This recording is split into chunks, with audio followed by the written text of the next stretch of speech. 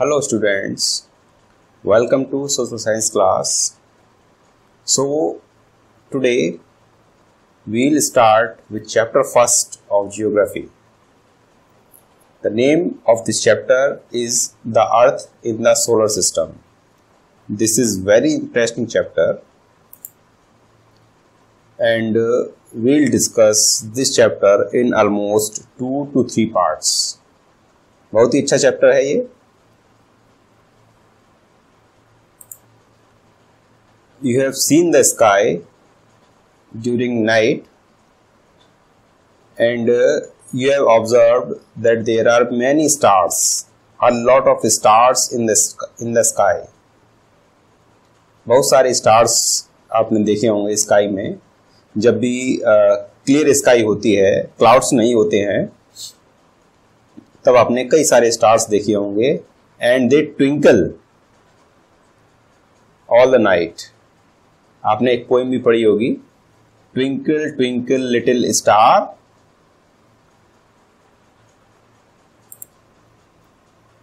How I wonder what you are. आपने ये poem जब छोटे थे तब याद की होगी. Twinkle twinkle little star, how I wonder what you are, up above the world so high, like a diamond in the sky.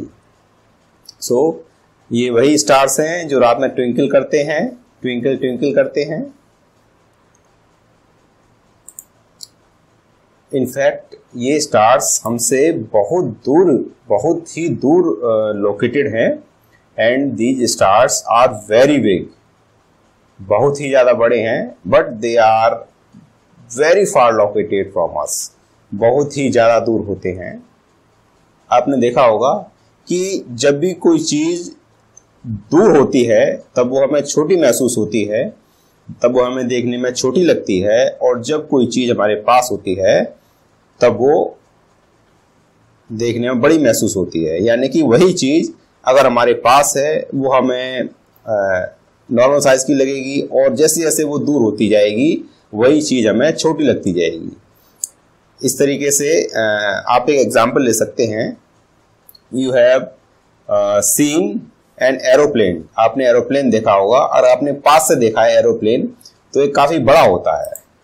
लेकिन जब ये एरोप्लेन स्काई में उड़ता है, आपने जब उड़ते हुए देखा होगा, then it seems to very small. बहुत छोटा सा लगता है, बिल्कुल छोटा सा. ओके. और जब आपने एयरपोर्ट पे देखा होगा अगर किसी ने, तो ये काफी बड़ा होता है. इसके अंदर काफी सारे लोग आते हैं, उनका लगेज भी आता है. लेकिन जैसे जैसे ये दूर होता जाएगा वैसे वैसे इसका साइज छोटा होता जाता है. दैट्स वाई ये स्टार्स काफी ज्यादा बड़े होते हैं, but they are located at a very far distance from us. That's why they appears to be small. वो हमें छोटे दिखाई देते हैं. And there are countless stars in the sky. बहुत सारे स्टार्स स्काई में हैं, बहुत सारे. 1 2 नहीं, 10 20 नहीं, 1000 नहीं, लैक्स नहीं, इवन देयर आर काउंटलेस. बहुत ही ज्यादा स्टार्स हैं. एंड जब भी आप स्काई में देखते हो तब आपने स्टार के साथ साथ एक चीज और नोटिस की होगी, moon. Okay. You have observed moon. आपने देखा होगा कि कभी कभी ये मून हमें पूरा दिखाई देता है, पूरा गोल दिखाई देता है. कभी कभी ये हमें कुछ कटा सा दिखाई देता है. ओके. डिफरेंट शेप्स में इस टाइप का. कभी कभी ये मून हमें और अलग शेप में दिखाई देता है. ओके. डिफरेंट शेप्स हमको मून की दिखाई देती है. इस तरीके से आपको कई तरीके से मून दिखाई देता है. तो जब भी व्हेन यू सी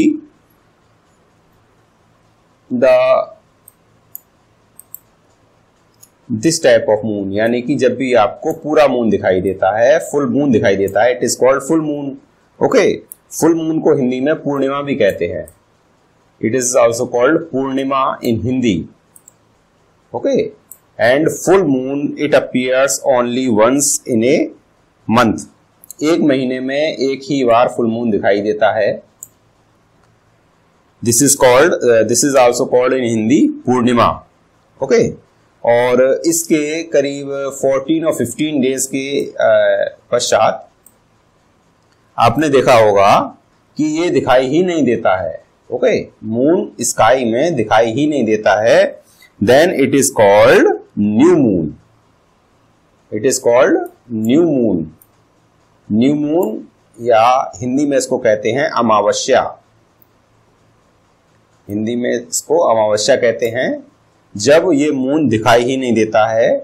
क्योंकि जब फुल मून दिखाई देता है फिर ये धीरे धीरे कट के दिखाई देता है. धीरे धीरे इसका साइज कम होता चला जाता है. फिर ऐसा होता है, फिर ऐसा होता है, फिर और पतला हो जाता है और फिर और कम दिखाई देता है. फिर एक ऐसी कंडीशन आती है जब ये दिखाई ही नहीं देता है. This is called new moon. Okay, so new moon is also called अमावस्या. और इसी न्यू मून वाले दिन जब ये मून दिखाई नहीं देता है तो उस समय you can see the best sky.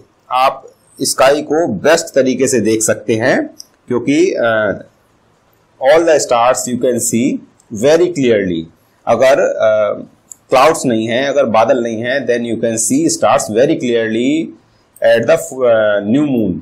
Okay, full moon पे क्या होता है, जो मूनलाइट होती है, मूनलाइट की वजह से स्टार्स उतने अधिक विजिबल नहीं होते हैं.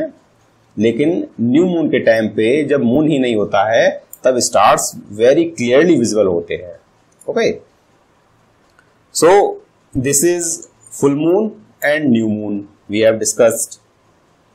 जब भी पूरा मून दिखाई देगा, अपनी फुल रोशनी पे होगा, it is called full moon. And जब ये दिखाई नहीं देगा it will be called new moon और वी कैन से अमावस्या.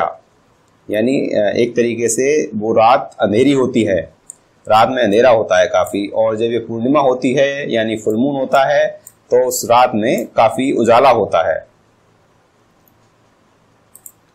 और ऐसा इसलिए होता है कि जो भी सनलाइट सूरज से निकलती है, जो भी सूरज से निकलने वाली, जो भी सन से निकलने वाली जो सनलाइट होती है, जब ये मून पे पड़ती है, मून के डिफरेंट मतलब हिस्से पे पड़ती है. मून छोटा होता है. Suppose this is sun and this is earth. Okay, और जो मून होता है ये अर्थ के चारों तरफ चक्कर काटता है गोल गोल. और अर्थ जो है ये सन के चारों तरफ चक्कर काटती है.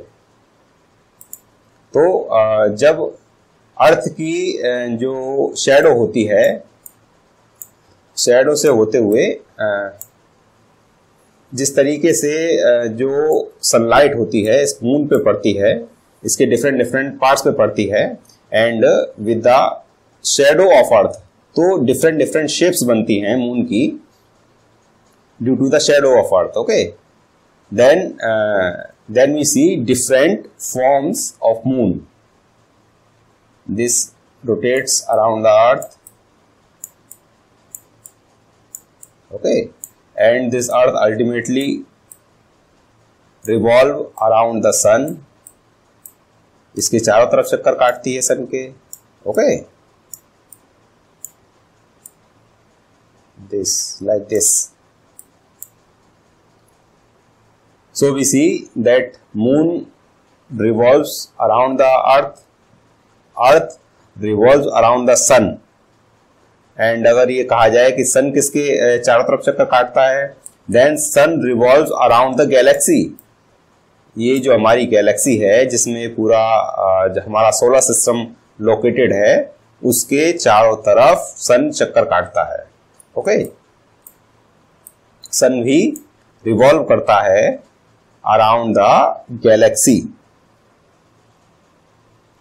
So now we have discussed what is full moon, what is new moon, and now we will see कि रात में ड्यूरिंग द नाइट हमें जो भी बॉडी दिखती हैं, जो भी स्टार्स दिखते हैं, लाइक मून हो गया या सन हो गया, या जो भी object that are present in the sky, these are called celestial bodies. So what is celestial bodies? Celestial bodies are the bodies which are located in the sky. Sky में जो भी bodies, जो भी structures located हैं, these are called celestial bodies. Celestial bodies को हिंदी में कहते हैं आकाशीय पिंड, यानी कि all the bodies which are located in the sky, these are called celestial bodies. Okay, कोई भी बॉडी हो, कोई भी स्ट्रक्चर हो that you see in the sky, it is a celestial body, आकाशीय बॉडी. Okay, और we have observed that some celestial bodies, some are very big and some are small. कुछ बहुत बड़ी होती हैं और हॉट भी होती हैं, काफी हॉट भी होती हैं, like sun. You have seen sun. ये सन काफी बड़ा है और काफी हॉट भी है. Okay, all the light on earth comes from the sun. जितनी भी एनर्जी है ये सन से आती है. Okay, so these celestial body which are very big and hot and they are made of gases, they have their own heat and light which they emit in the large amount. These celestial bodies, these are called stars. Okay, the sun is a star. यानी star क्या होता है? Star वो celestial body है which has its own light, जिसकी अपनी heat होती है, जिसकी अपनी लाइट होती है. ओके, क्योंकि एक और सेलेस्टियल बॉडी है which we have recently discussed, it is moon. Moon जो होता है ये स्टार नहीं है, it is a satellite. Satellite क्या होता है we will discuss later, but at this time we are discussing about celestial, we are discussing about stars. So stars जो होते हैं इनकी खुद की अपनी लाइट होती है, खुद की अपनी हीट होती है, और ये अपनी ही रोशनी से, अपनी ही लाइट से ये चमकते हैं. फॉर एग्जाम्पल सन एक स्टार है. ओके, लेकिन जो दूसरी बॉडीज होती हैं, जो दूसरी सेलेस्टियल बॉडीज होती हैं, जो कि अपने आप से नहीं चमकती हैं, मतलब वो दूसरे की रोशनी से, like the light that emits from the sun falls on moon.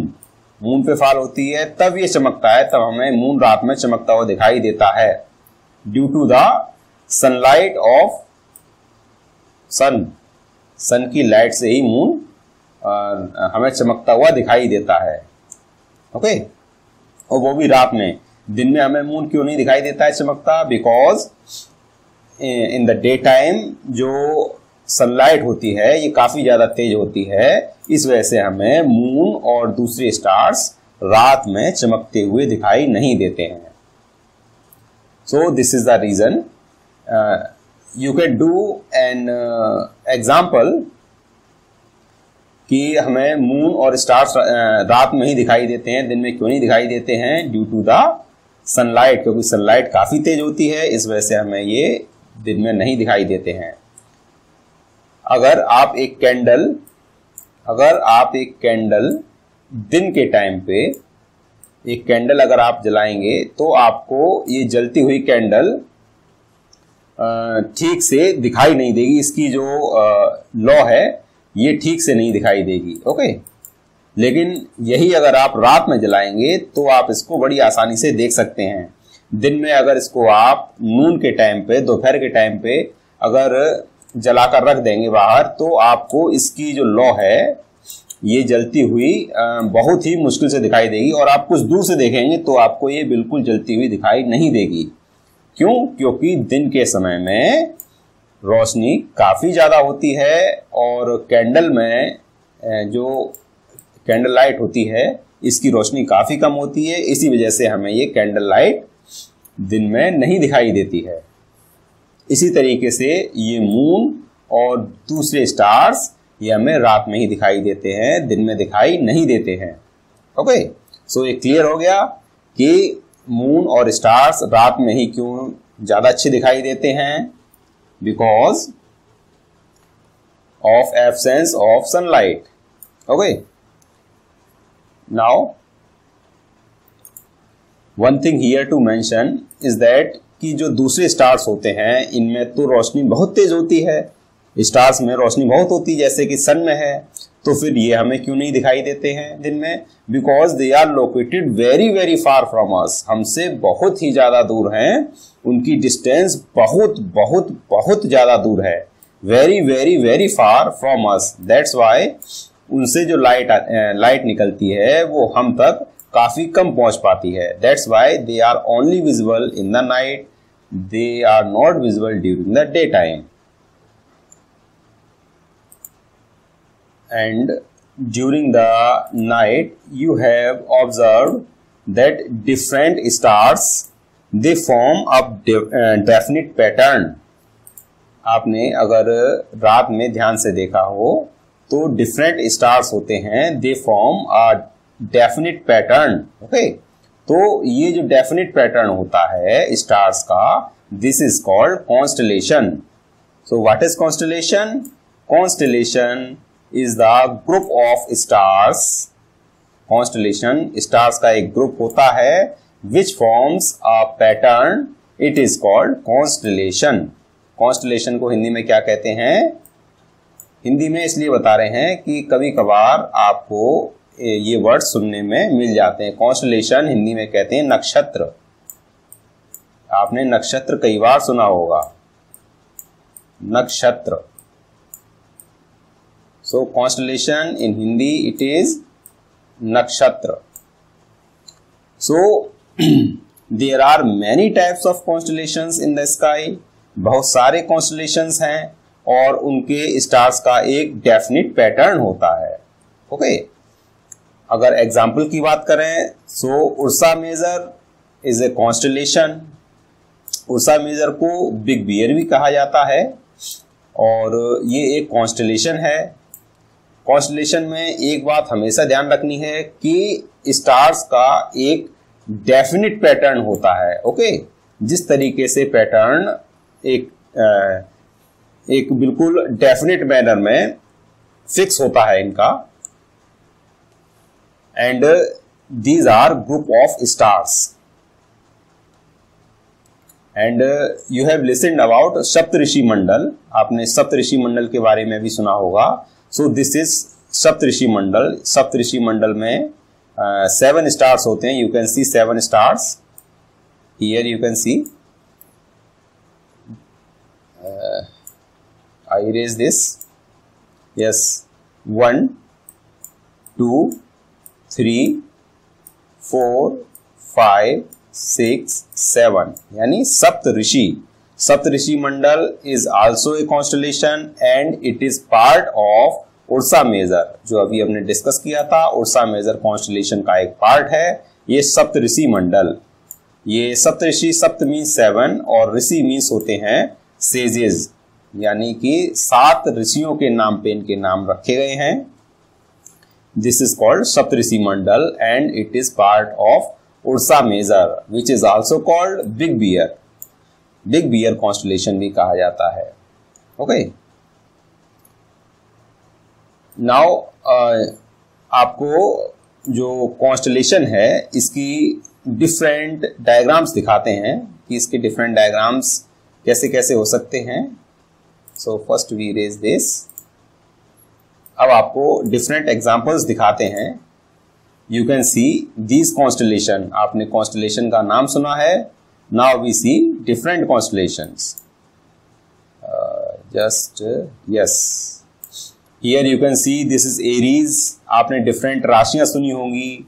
These are formed by the constellations. Okay, this is Aries. This is a definite pattern. You can see these stars. These are twinkling, and इनका एक definite pattern है। Okay, Aries, taurus, this is the shape, ये उनका pattern है। Gemini, you can see this pattern. Cancer, you can see this pattern.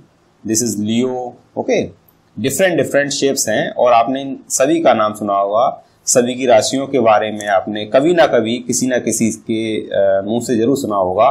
Leo, Virgo, Virgo means कन्या राशि होती है। लिब्रा, लिब्रा मीन्स तुला राशि। स्कॉर्पियो, वृश्चिक राशि।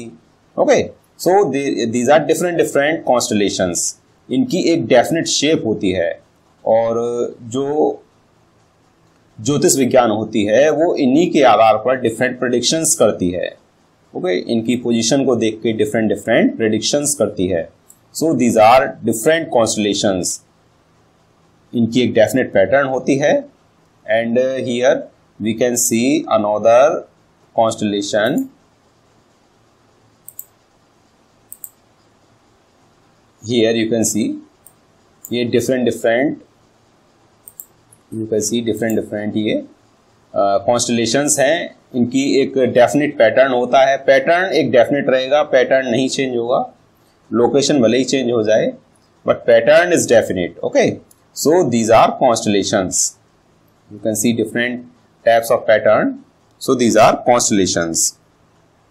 सो we have discussed about different constellations. उनकी हमने शेप को देखा है and in our book one shape is clearly given. This is Saptarishi Mandal. You can see this. I'll mark with a pen.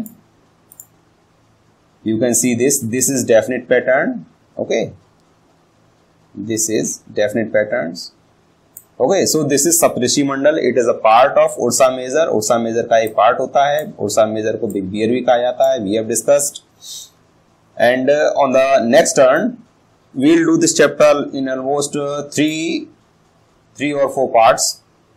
Okay, so this is first part and on the next turn we'll discuss about the pole stars.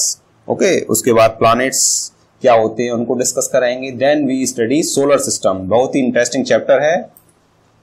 Okay, so on the next turn we'll discuss north star और pole star, जिसे ध्रुव तारा कहते हैं।